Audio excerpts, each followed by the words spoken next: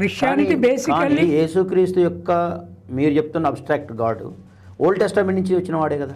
No God concept అక్కడి నుంచి వచ్చింది. అన్లైక్ అదర్స్, బుద్ధునికి జీసస్కు తేడా ఏంటంటే జీసస్ స్కాలర్ ప్రాఫిట్. ఇప్పుడు దాకా ఏసైకి ఫేవర్గా చెప్పినట్లుగా చెప్పి ఒక్కసారిగా బాంబు పేల్చాడు. క్రిస్టియానిటీకి పునాదులు ఓల్డ్ టెస్ట్మెంట్లో లేవంట. పాపం ఇది వినగానే క్రైస్తవుల గుండెలు తరుక్కుపోయి ఉంటాయి. బైబిల్ గురించి ఏమాత్రం నాలెడ్జ్ ఉన్నా ఐలీ తాత ఇంత పెద్ద స్టేట్మెంట్ ఇచ్చేవాడు కాదు. ఎందుకంటే అసలు యూదులందరూ తమ కోసం ఒక రక్షకుడు వస్తాడు అని చెప్పి ఎదురు చూస్తున్నటువంటి ఆ సందర్భంలో యేసు వచ్చి నేనే ఆ రక్షకుడిని అని చెప్పుకున్నాడు. యూదులు నమ్మలేదు, ఎందుకంటే వాళ్ళకి యేసులో ఆ లక్షణాలు కనిపించలేదు, వేరే విషయం. కానీ అసలు యేసు తాను ఎవరినని చెప్పుకున్నాడు, తన ఉనికిని ఏమని ప్రకటించుకున్నాడంటే ఎంతసేపు ఓల్డ్ టెస్ట్మెంట్లో ఉన్నటువంటి లేఖనాలనే కోట్ చేసేవాడు.